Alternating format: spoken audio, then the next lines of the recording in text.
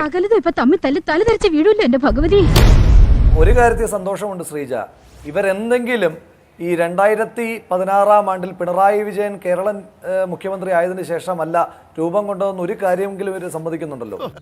മനസ്സിലാക്കി കളഞ്ഞല്ല. പിന്നെ ഇവര് കേരളം രൂപീകരിക്കപ്പെട്ടത് പോലും പിണറായി വിജയൻ മുഖ്യമന്ത്രി ആയതിനു ശേഷമാണ് എന്ന് വാദിച്ചുകൊണ്ടിരിക്കുന്ന ആളുകളാണ്.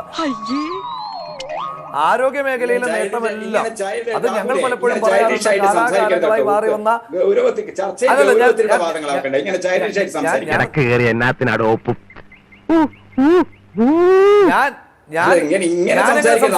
ഞാനെങ്ങനെ സംസാരിക്കണം ഞാൻ തീരുമാനിക്കും. താങ്കൾ മിണ്ടാതിരിക്കുക.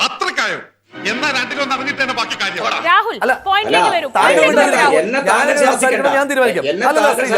അല്ല ശ്രീജ,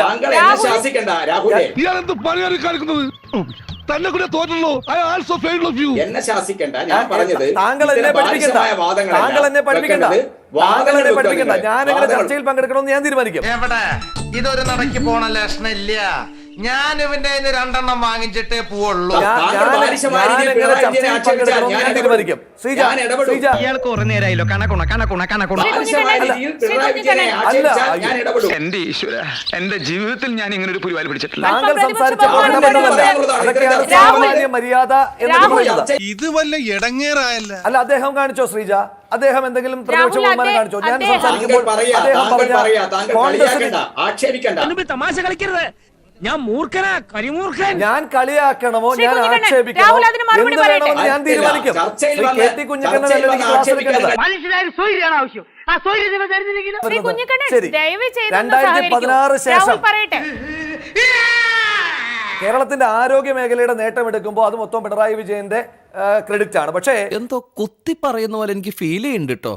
കുത്തിയില്ലല്ലോ, കുത്താൻ പോണല്ലേ ഉള്ളൂ. പോലീസിന്റെ വീഴ്ചകൾ വരുമ്പോൾ കാലാകാലങ്ങളായി മാറി വരുന്നതാണ് എന്ന് പറയുന്ന ആ അഭിപ്രായത്തിന്റെ വൈരുദ്ധ്യമാണ് ചൂണ്ടിക്കാണിക്കുന്നത്. താങ്കൾക്ക് പൊള്ളിയിട്ടുണ്ട് എങ്കിൽ എനിക്കതിനകത്ത് പ്രത്യേകിച്ച് കുഴപ്പമൊന്നുമില്ല. താങ്കൾ ചർച്ചയിൽ പങ്കെടുത്ത് പറഞ്ഞു വരുന്നതിനിടയിൽ എത്ര വലിയ അസംബന്ധമാണ് പറഞ്ഞത്. അഴീക്കോടൻ രാഘവന്റെ മരണത്തിന് കാരണക്കാരൻ കെ കരുണാകരനാണ് എന്നല്ലേ താങ്കൾ സ്ഥാപിച്ചത്? വ്യക്തമായിട്ടുള്ള ഉത്തരം എനിക്കുണ്ട്. അത്ര വലിയൊരു അസംബന്ധം പറഞ്ഞിട്ട് ഞാൻ അതിനകത്ത് പ്രതികരിച്ചോ? ഏതെങ്കിലും ഒരൊറ്റ കോൺഗ്രസ്സുകാരനെങ്കിലും അഴീക്കോടൻ രാഘവനെ കൊന്ന കേസിൽ പ്രതി ചേർക്കപ്പെട്ടിട്ടുണ്ടോ? പ്രതി ചേർക്കപ്പെട്ട ഒരാളുണ്ടല്ലോ.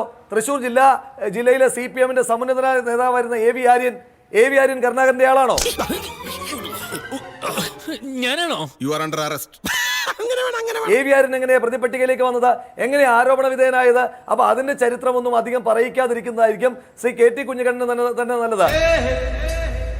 അന്ന് ആദ്യമായി ആരോപണം ഉന്നയിച്ച EMS നമ്പൂതിരിപ്പാട് തന്നെ പിന്നീട് തിരുത്തി പറഞ്ഞിട്ടുണ്ട്. എന്റെ ഉള്ളിലുണ്ട് സത്യവും ധർമ്മവും നീതിയും ദാഹിക്കുന്ന ഒരു നക്സലൈറ്റുകളാകാം അഴീക്കോടൻ രാഘവനെ കൊന്നതെന്ന് എനിക്ക് നേരത്തെ സംശയം ഉണ്ടായിരുന്നു. എന്നിട്ട് നീ എന്തേ നേരത്തെ പറഞ്ഞില്ല? അതെങ്ങനെ ഇത്തരം കാര്യമൊക്കെ ഞാൻ പറഞ്ഞാ ഇവിടെ ആരെങ്കിലും വിശ്വസിക്കും? അഴീക്കോടൻ രാഘവനെ കൊന്നതിന്റെ ഗുണം അനുഭവിച്ചിട്ടുള്ള ആളുകളൊന്നും കോൺഗ്രസ്സുകാരല്ല. അതിന്റെ ഗുണം പറ്റിയ ആളുകളെല്ലാം മാർക്സിസ്റ്റുകാരാണ്, CPM-കാരാണ്. RDPയുടെ തൊലി ഇരിക്കുകയാണ് ഉത്തമ. ഒരു ചർച്ചയിൽ ജനാധിപത്യപരമായി അവസരമാണ് സമയം. അദ്ദേഹം അഭിപ്രായം പറയുന്നതിനിടയിൽ ഞാൻ അഭിപ്രായം പറഞ്ഞിട്ടില്ല, ഇടപെട്ടിട്ടില്ല. പക്ഷെ ഞാൻ അഭിപ്രായം പറയുന്നതിനിടയിൽ അത്രയും അദ്ദേഹം ഇടപെട്ടുകൊണ്ടിരിക്കുന്നത് ഏത് ചർച്ചാ മര്യാദയാണ്? അത് മോശമായി പോയി. അതിനുശേഷം അദ്ദേഹം എന്നെ ചർച്ചയുടെ മര്യാദയുടെ ക്ലാസ് എടുക്കുകയാണോ? ആ ക്ലാസ് ഒന്നും ഇങ്ങോട്ട് വേണ്ട. ഇന്നത്തേക്കുള്ളത് വയറ് നിറച്ച് കിട്ടിയില്ലേ? ഇപ്പോൾ സർവകലാശാലകളിൽ വരെ നടക്കുന്നത് എന്താണ്? പാർട്ടി തീരുമാനിക്കുന്ന ആളുകളെ അതാത് സ്ഥാനങ്ങളിൽ ജോലി എന്ന് പറയുമ്പോൾ സ്ഥിരമായിട്ടോ അതോ താൽക്കാലികമായിട്ടോ? തീരായിട്ട് വേണമെങ്കിൽ തലമുറയായി കൈമാറി ജോലി ചെയ്യാം. അപ്പോൾ അതിന് യോഗ്യതയുള്ള ആളുകളെ പാർട്ടി ആദ്യമേ കണ്ടുവെക്കും. നമുക്കറിയാം അവന്റെയൊക്കെ കഥ. എഴുത്ത് പരീക്ഷ നടത്തേണ്ടടുത്ത് എഴുത്ത് പരീക്ഷ നടത്തും, ഇന്റർവ്യൂ നടത്തേണ്ടടുത്ത് ഇന്റർവ്യൂ നടത്തും, ഒന്നുമില്ല വേണ്ടാത്തടുത്ത് ഒന്നുമില്ലാതെയും നടത്തും. പക്ഷേ കാശില്ലാതെ ഒന്നും നടക്കില്ല സാർ. പക്ഷേ അവർ ഉദ്ദേശിക്കുന്ന ആളുകൾക്ക് മാത്രമേ ഉദ്യോഗം കിട്ടുകയുള്ളൂ എന്നുള്ള കാര്യം വളരെ വ്യക്തമാണ്. അതൊക്കെ നാട്ടുകാർക്ക് അറിയാവുന്ന കാര്യം അല്ലേ? പിന്നെ ഇവിടെ സംഭവിച്ചിട്ടുള്ളത് മേയറുടെ ഭാഗത്ത് സാധാരണ പാർട്ടി സെക്രട്ടറി അല്ലെങ്കിൽ പാർട്ടിയുടെ സമുന്നത നേതാക്കൾ അതാത് സ്ഥാപനങ്ങൾക്ക് കത്ത് കൊടുക്കുക എന്നുള്ളതാണ്. ഇന്ന ആളുകളെ നിയമിക്കണം, അത് നമുക്ക് മനസ്സിലാക്കാം. അതാണ് നമ്മൾ ഇതുവരെ കണ്ടിരുന്നത്. അത് പിടിച്ചാ തൂങ്ങേണ്ടി വരും. അവൻ പൊളിച്ചടുക്കാൻ ഇറങ്ങിയിരിക്കും. അല്ലെങ്കിൽ ഫോണിൽ വിളിച്ച് പറയും, അല്ലെങ്കിൽ മറ്റു വിധത്തിൽ അവരെ അറിയിക്കും. അതിന്റെ അടിസ്ഥാനത്തിൽ നിയമനം കൊടുക്കും. അതൊന്നും ഒരു പുതുമയുണ്ടെന്ന് എനിക്ക് തോന്നുന്നു. നാട്ടുകാരുടെ ഭാഗ്യദോഷം അല്ലാതെ എന്ത് പറയാനാ? അല്ലേ സാറേ? എല്ലാ സ്ഥലത്തും ഇത് തന്നെയാണ് നടക്കുന്നത്. എല്ലാ മുനിസിപ്പാലിറ്റിയിലും എല്ലാ പഞ്ചായത്തിലും എല്ലാ കോർപ്പറേഷനിലും. പിന്നെ കോർപ്പറേഷനിലാകുമ്പോൾ കൂടുതൽ വേക്കൻസി ഉണ്ടാവും എന്നുള്ളതുകൊണ്ടാണ് അതിന് കുറച്ചുകൂടി ശ്രദ്ധ കിട്ടും. ഇതൊന്നും അങ്ങനെ വിടാൻ പാടില്ല. എന്തോ എടാ ഇവിടെ ഇതും ഇതിന്റെ അപ്പുറം നടക്കുന്നത്. അത് പണ്ട് തൊട്ടേ ഉള്ളതാണ്, ഇനിയും തുടരും എന്ന കാര്യത്തിൽ നമുക്ക് ആർക്കും ഒരു സംശയവും വേണ്ട. അഡ്വൈസ് മെമ്മോ ഇഷ്യൂ ചെയ്യുന്ന PSC ചെയർമാന്റെ ജോലിയാണ് ഇപ്പോൾ ആനാവൂർ നാഗപ്പനുള്ളത് എന്ന് വേണം നമ്മൾ മനസ്സിലാക്കി. ഈ കത്ത് യഥാർത്ഥത്തിലുള്ളതാണെങ്കിൽ അതെന്തുകൊണ്ട് സംഭവിച്ചു എന്ന് ചോദിച്ചാൽ ഞാൻ നിന്നെ കുറ്റപ്പെടുത്തി പറയല്ല. തീർച്ചയായിട്ടും മേയറുടെ ഭരണപരിചയക്കുറവ്. അവർ പുതിയ ആളാണ്, അവർ മുമ്പ് ഒരിക്കലും കൗൺസിലറായിട്ടില്ല, കോർപ്പറേഷൻ മേയറായിട്ടാണ് ആദ്യത്തെ അവതാരം. ക്ഷമിക്കണം, ഉപദ്രവിക്കരുത്, ജീവിതമാണ്. അപ്പോൾ സ്വാഭാവികമായിട്ടും അവരുടെ അജ്ഞത കൊണ്ടാകാം, അല്ലെങ്കിൽ അവർ പാർട്ടിയിൽ വളരെ ജൂനിയറാണ് എന്നുള്ളത് കൊണ്ടാകാം. പാർട്ടിയിൽ വളരെ ജൂനിയർ ആയിട്ടുള്ള ആളുകൾക്ക് ജില്ലാ സെക്രട്ടറി എന്നൊക്കെ പറഞ്ഞാൽ വലിയ കൊല്ലിനും കൊലക്കും അധികാരമുള്ള ഒരു പദവിയാണ്.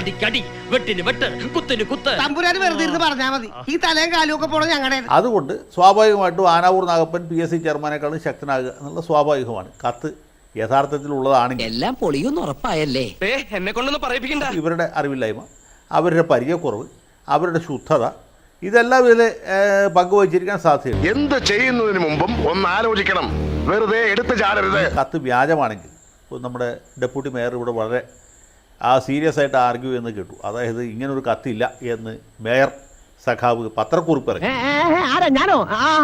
പത്രക്കുറിപ്പ് ഇറക്കുക മാത്രമേ ചെയ്തുള്ളൂ, അവർ നേരിട്ട് വന്ന് പറഞ്ഞില്ല എന്നുള്ളതുകൊണ്ട് അങ്ങനെ അതിലൊരു നമ്മളതൊരു പോരായ്മയായിട്ട് കാണുന്നില്ല. ചിലപ്പോൾ അവരുടെ മുഖത്ത് മുഖക്കുരുവുള്ളതുകൊണ്ടായിരിക്കും അവർ പൊതുജനങ്ങളെ അഭിമുഖീകരിക്കാൻ വിസമ്മതിക്കുന്നത്. ഈ സാധാരണ ഇതിലൊരു പൊതുപ്രവർത്തകന്റെ പേരിൽ അറിവുണ്ടായ അയാൾ വന്ന് പറയലേ ഉണ്ട്, അല്ല പത്രക്കുറിപ്പ് ഇറക്കണം. മേയർ വ്യക്തിപരമായിട്ട് നിഷേധിക്കണ്ടേ? മേയർ വന്ന് പറയണ്ടേ, എൻ്റെ കൈപ്പടയല്ല, ഞാൻ ഒപ്പിട്ടതല്ല, എൻ്റെ ഒപ്പ് ഇതല്ല, എൻ്റെ ലെറ്റർ ഇട്ടല്ല, ഇത് വ്യാജമാണെന്ന് പറയണം. പറഞ്ഞാൽ മാത്രം പോരാ, അവിടെയല്ലേ ഡെപ്യൂട്ടി മേയർ ഞാനും തമ്മിലുള്ള അഭിപ്രായ വ്യത്യാസം. ഇങ്ങനെ ഒരു വ്യാജക്കത്ത് തിരുവനന്തപുരം മേയറുടെ പേരിൽ ഒരാൾ ഉണ്ടാക്കിയെന്ന് വിചാരിക്കാം, വാദത്തിന് വേണ്ടി സമ്മതിക്കാം. മേയർ എന്താ ചെയ്യണ്ടേ? ഏറ്റവും അടുത്ത പോലീസ് സ്റ്റേഷനിൽ പോയി പരാതി കൊടുക്കണം. അതൊക്കെ ആലോചിക്കുമ്പോഴാണ് എന്റെ നെഞ്ചിനകത്തൊരു പുക. പരാതി കൊടുക്കണം. പരാതി കൊടുത്തില്ലല്ലോ, ഇപ്പൊ മണിക്കൂർ എത്രയായി? ഞാനെങ്ങനെ അവസാനിപ്പിക്കും? നീയൊക്കെ അല്ലേ എന്റെ കൂട്ടത്തിലുള്ളത്. മേയർക്ക് അക്ഷരാഭ്യാസം ഇല്ലാത്തതുകൊണ്ടാണോ? എഴുത്തറിയാത്തതുകൊണ്ടാണോ? അത് അവർക്ക് നിയമോപദേശം കൊടുക്കാൻ അവർ താമസിക്കുന്ന സ്ഥലത്ത് ആരും ഇല്ലാത്തതുകൊണ്ടാണോ? പാർട്ടിക്ക് വേണ്ടി കേസെടുത്ത വക്കീലന്മാരില്ലാത്തതുകൊണ്ടാണോ? ആൾക്കാരെ പറ്റിക്കുന്ന പണിക്ക് ഞാനില്ല. ഇതുപോലൊരു സംഭവം പണ്ടുണ്ടായിട്ടുണ്ട്.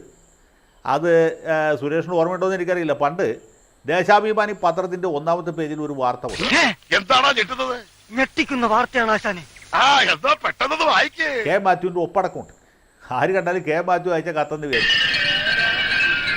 ഈ കത്ത് ദേശാഭിമാനിയിൽ വന്ന ഉടനെ മനോരമ പത്രാധിപർ മാത്യു അല്ല, സാക്ഷാൽ കെ മാത്യു ഞെട്ടിപ്പോയി. അദ്ദേഹം അങ്ങനെ കത്ത് എഴുതിയിട്ടില്ല. മാത്രമല്ല കത്ത് വായിച്ചാൽ തന്നെ അറിയാം അത് മാർക്സിസ്റ്റുകാർ തയ്യാറാക്കിയത്. അതൊരു ബ്ലാക്ക് ഹ്യൂമർ ആയിട്ട് കരുതിയാൽ മതി എന്ന് പ്രത്യേകം പറഞ്ഞു. ബ്ലാക്ക് ഹ്യൂമറോ? അതെന്തോന്ന് സാധനം? അതിൽ ഉപയോഗിച്ചിട്ടുള്ള ഈ ടെർമിനോളജി മൊത്തം CPM-കാർ ഉപയോഗിക്കുന്നതാണ്. ഉദാഹരണത്തിന് മനോരമയിൽ ആദ്യ അവസാനം CPM എന്ന് മാത്രമേ എഴുതുള്ളൂ. അന്നും അതെ ഇന്നും അതെ. ഒരിക്കലും CPI ബ്രാക്കറ്റിൽ M എന്ന് എഴുതും. ഞാനത് ഓർത്തില്ല, ഇനി അബദ്ധം പറ്റി. അതുപോലെ CPM-നെ കുറിച്ച് പറയുമ്പോൾ പാർട്ടി എന്നേ പറയൂ. പക്ഷെ ദേശാഭിമാനി രീതിയിൽ ഇതിന് പാർട്ടി എന്ന വിദ്യാഭ്യാസമുള്ള ഒരുത്തനും നമ്മളെ പാർട്ടിയിലില്ല. അവിടെ ഇട്ടയില്ല, ഇരട്ടിപ്പില്ല. ഈ കൂട്ടാക്ഷരങ്ങൾ ദേശാഭിമാനിക്കാർ ഉപയോഗിക്കില്ല. അവിടുത്തെ സ്റ്റൈൽ ബുക്കിൽ അങ്ങനെ പോലല്ലോ, അവർ രാജാക്കന്മാരല്ലേ, അതുകൊണ്ട് എല്ലാത്തിനും പ്രത്യേകം പേരുകളുണ്ട്. അപ്പൊ ഇത് ഒറ്റ വായനയിൽ തന്നെ ദേശാഭിമാനിക്കാരൻ ദേശാഭിമാനിക്ക് വേണ്ടി എഴുതിയ വ്യാജക്കത്താണെന്ന് വ്യക്തമായി. ഇനി നിൽക്കേണ്ട വലിയ ആ വ്യാജക്കത്ത് എഴുതിയ ആളിന്ന് ഇപ്പൊ മുഖ്യമന്ത്രിയുടെ ഓഫീസിൽ ഒരു പ്രധാനപ്പെട്ട പോസ്റ്റിൽ ഇരിക്കുന്നത്. ഞാനോ? അല്ല പിന്നെ ഞാനായി. ആദ്യം വ്യക്തി നന്നാവണം, എങ്കിലേ കുടുംബം നന്നാവും. കുടുംബം നന്നായ സമൂഹം നന്നാവും. സമൂഹം നന്നായ രാജ്യം നന്നാവും. രാജ്യം നന്നായ ലോകം നന്നാവും. ഒരു 6 ഇഞ്ച് നീങ്ങി ഒരു ചുവന്ന സ്വിച്ച് കാണുന്നുണ്ടോ? കാണുന്നുണ്ട്. ഈ സ്വിച്ചിന്റെ കാര്യമാണ്.